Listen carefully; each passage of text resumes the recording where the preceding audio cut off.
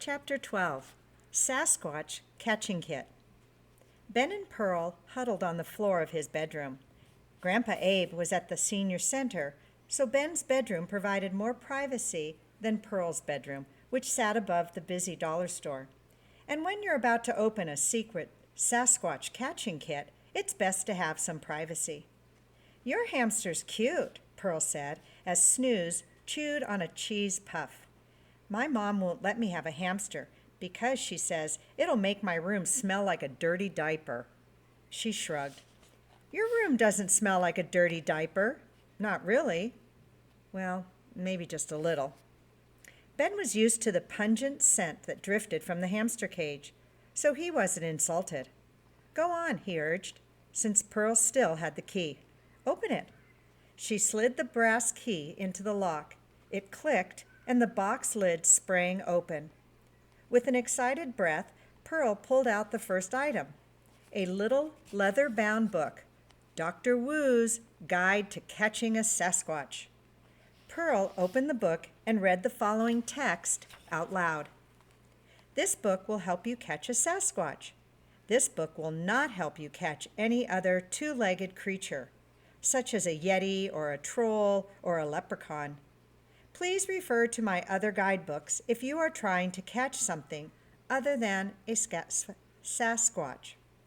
"A yeti or a troll or a leprechaun," Ben interrupted. "Does it really say that?" Pearl showed him the page, then continued reading. "Before trying to catch a Sasquatch, there are a few things you must know.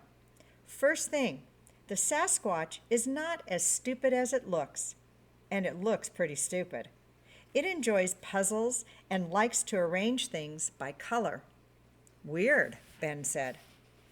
"Second thing, the Sasquatch has one of the foulest odors among imaginary creatures. Some people say it smells like a wet dog that has rolled in stinky socks. Third thing, the Sasquatch cannot speak. Therefore, it does not like to be asked questions.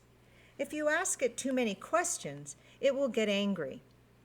Fourth thing, although it is a gentle creature and rarely hurts a fly, do not make a Sasquatch angry.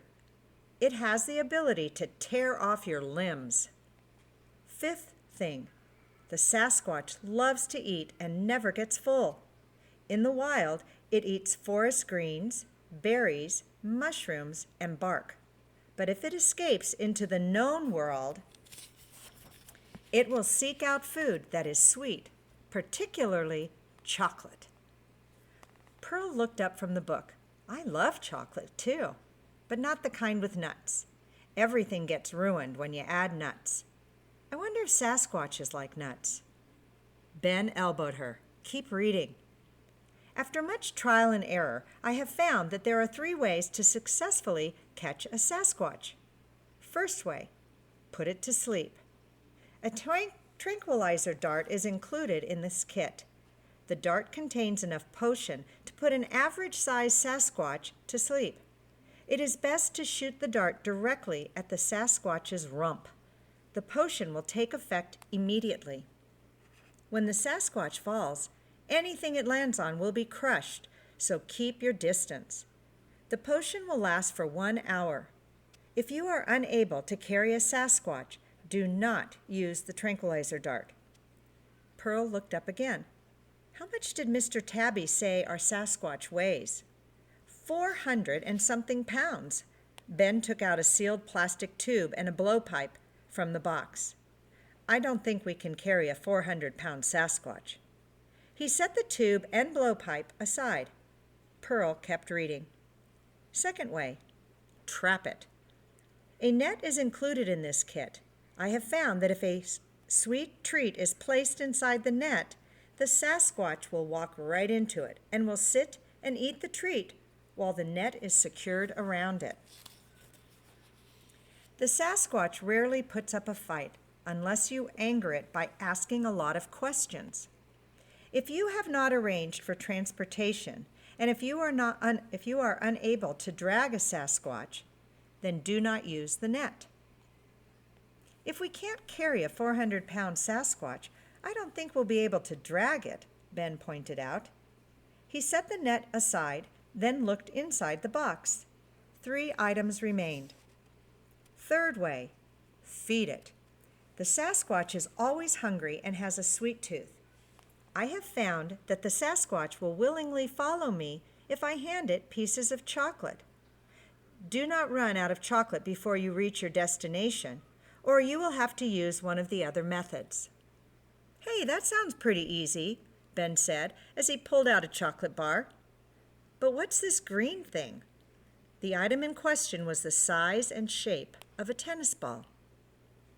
I have also included a fog bomb, which will create a fog bank. This will provide camouflage in case you run into nosy neighbors. Pearl reached into the box and removed the last item. And last, but not least, I have included a whistle. When used correctly, it releases a sound quite similar to the call of a wild Sasquatch.